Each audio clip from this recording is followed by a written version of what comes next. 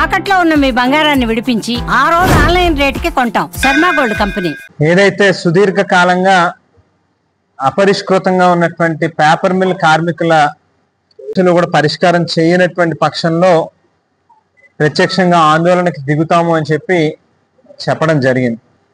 మరి ఆ రోజు నుంచి కూడా 14వ తేదీ లోపు ఒక పక్కన ప్రభుత్వ అధికారులు, ప్రజాప్రతినిధులు, మరో పక్కన యాజమాన్యంతోని అదే మాదిరిగా కార్మిక సంఘాలతోని కూడా చర్చలు జరిపారు. బట్ పూర్తిగా ఇంకా వాటి మీద సరైనటువంటి పరిష్కారం ఇవాళకి కూడా రాలేదు. బట్ స్టిల్ ఇంకా సంప్రదింపులు, చర్చలు అనేటువంటి జరుగుతుంది కదా అనేటువంటి ఉద్దేశంతోనే కాస్త ఓపికగా ఎక్కడో చోట ఒక పాజిటివ్ ఎండ్ అనేటువంటిది వస్తుంది అనేటువంటి ఉద్దేశంతోనే ఎదురు చూస్తూ ఉన్నాం. ఇవాళ ముఖ్యంగా పేపర్ మిల్లు 1924లో స్థాపించారు రాజమండ్రికి సంబంధించినటువంటి ఇదే పేపర్ మిల్.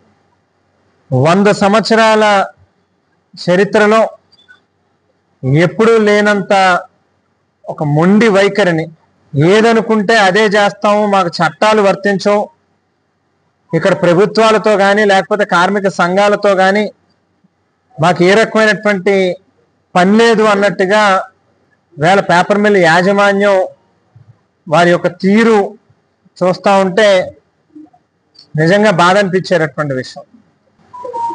వేళ అనేక దేశాలకి ఎంతో ఆదర్శంగా నిలిచేటటువంటి మన భారతదేశం యొక్క రాజ్యాంగం ఎన్నో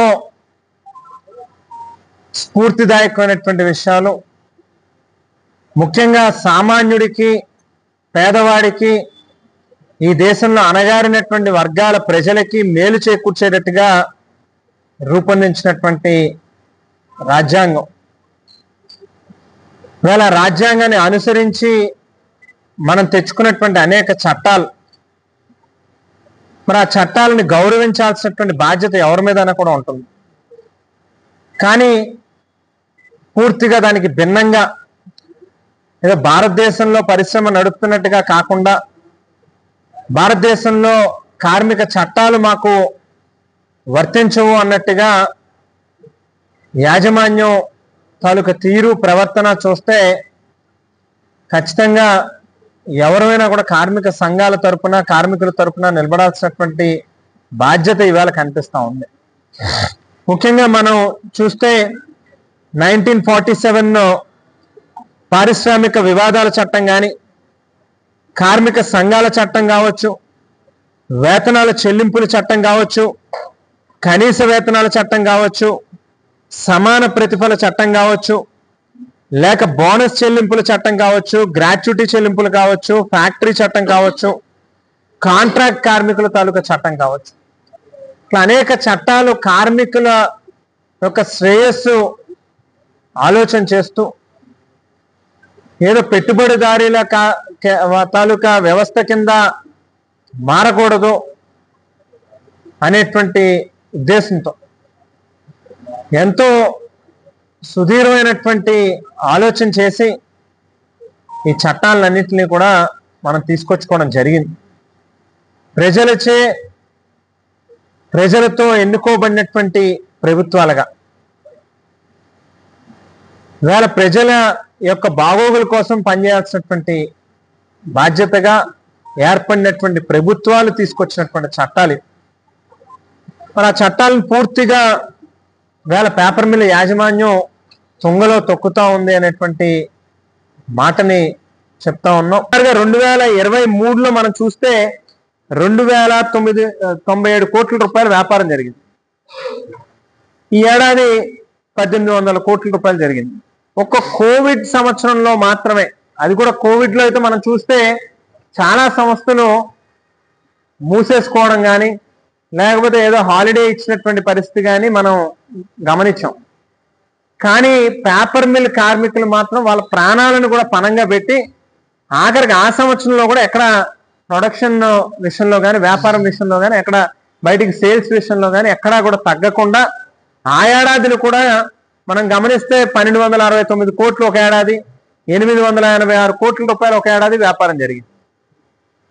సో ఇట్లా మనం జరిగినటువంటి వ్యాపారాన్ని 2014లో 1091 కోట్లు జరిగితే సుమారుగా ఈవేళ 1800 2000 కోట్లు, అంటే డబల్.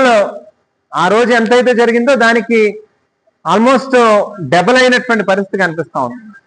మరో పక్కన ఎంప్లాయీస్ కి సంబంధించి ఏదైతే ఆఫీస్లో వర్క్ చేసేటటువంటి వాళ్ళు కావచ్చు, సీనియర్ ఆఫీసర్స్ కావచ్చు, లేక పర్మనెంట్ ఎంప్లాయీస్ కావచ్చు, మరో పక్కన కాంట్రాక్ట్ ఎంప్లాయీస్ కావచ్చు. కాంట్రాక్ట్ లో కూడా మళ్ళీ ఇక్కడ కార్డు హోల్డర్ అని, నాన్ కార్డ్ హోల్డర్ అని కూడా 2 కేటగిరీస్ ఉన్నాయి.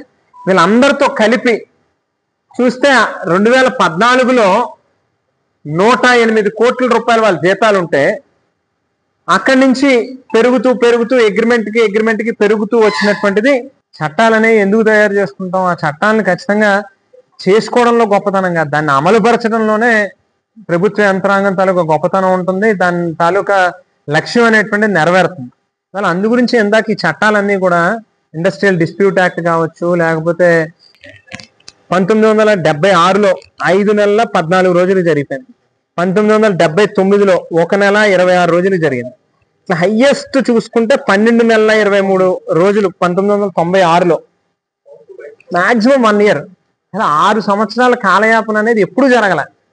ఇదే మళ్ళీ ఇంకొకసారి మీటింగ్ ఉంది కాబట్టి గవర్నమెంట్ అఫీషియల్స్, పబ్లిక్ రిప్రజెంటేటివ్స్, అలాగే మేనేజ్మెంట్ రిప్రజెంటేటివ్స్, యూనియన్స్ అందరూ కలిపి మరోసారి కూర్చొని మాట్లాడుకుంటారు కాబట్టి 21కి అది క్లారిటీ వచ్చిన తర్వాత 22ను మళ్ళీ నిర్ణయం తీసుకుంటాం. నేను చెయ్యాలి అనే తాపత్రయంతోనే ఉన్నా. నేను చేస్తే ఏదైనా కాస్త గవర్నమెంట్ మీద, మేనేజ్మెంట్ మీద ఒత్తిడి వస్తుంది అనే ప్రయత్నం చెయ్యాలనేది. బట్ కొంతమంది యూనియన్ లీడర్సే అన్న అప్పుడే వద్దు, కంగారు పడద్దు, కొద్దిగా ఓపిక పట్టండి, రిజల్ట్ వచ్చిన దాన్ని బట్టి మనం రియాక్ట్ అవుదామని వాళ్ళ యొక్క అభ్యర్థన మేరకే అవుతా ఉన్నాం.